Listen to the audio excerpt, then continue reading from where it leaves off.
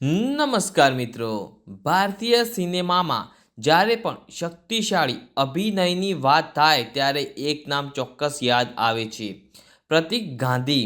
ગુજરાતી થિયેટરથી લઈને હિન્દી ફિલ્મો અને ઓટીટી સુધી પ્રતીક ગાંધીએ પોતાની મહેનત અને પ્રતિભાથી એક અલગ ઓળખ બનાવી છે. ખાસ કરીને web series scam 1992, the Harshad Mehta story એ તેમને રાષ્ટ્રીય અને આંતરરાષ્ટ્રીય સ્તરે સુપરસ્ટાર બનાવ્યા. પ્રતીક ગાંધીનો જન્મ 28 એપ્રિલ 1980ના રોજ સુરત, ગુજરાતમાં થયો હતો.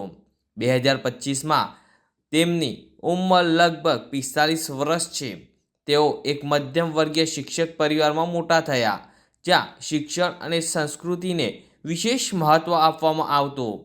બાળપણથી જ પ્રતીકને નાટકો અને સ્ટેજ પરફોર્મન્સમાં રસ હતો અને ચોથા ધોરણમાં જ તેમણે પહેલીવાર સ્ટેજ પર અભિનય કર્યો.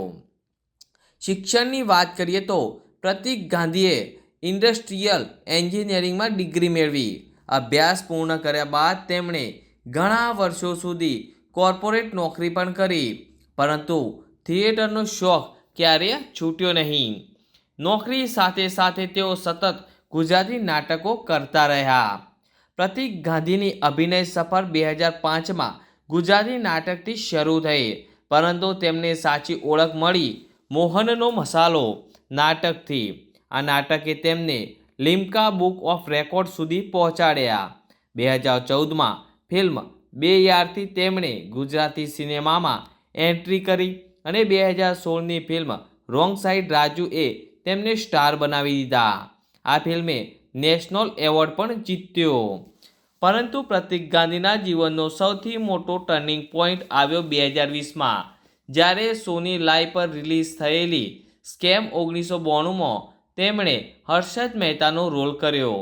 તેમનો અભિનય એટલો જબરજસ્ત હતો કે ઘરમાં તેમનું નામ ગુંજવા લાગ્યું. શબના આઝમી જેવા દિગ્ગજોએ પણ તેમની ખૂબ પ્રશંસા કરી. આ પછી પ્રતીક ગાંધીએ વિઠ્ઠલલાલ તેડી, ભવાની જેવા અલગ અલગ પ્રકારના ફિલ્મો અને સિરીઝોમાં પોતાના પાત્રો ભજવીને પોતાનો દમ બતાવ્યો. તેમના વ્યક્તિગત જીવનની વાત કરીએ તો પ્રતીક ગાંધીએ 2009માં અભિનેત્રી ભામિની ઓઝા સાથે લગ્ન કર્યા. બંનેને એક દીકરી છે, મીરાયા ગાંધી. પ્રતીક ખૂબ જ સરળ અને જમીન સાથે જોડાયેલા વ્યક્તિ છે અને પોતાનું પર્સનલ લાઈફ લાઇમલાઇટથી દૂર રાખે છે. આજે પ્રતીક ગાંધી માત્ર એક અભિનેતા નથી, પરંતુ સંઘર્ષ, ધીરજ અને સાચી પ્રતિભાનો પ્રતીક છે. ગુજરાતી થિયેટરથી લઈને નેશનલ લેવલ સુધીનો તેમનો સફર યુવાનો માટે પ્રેરણા છે.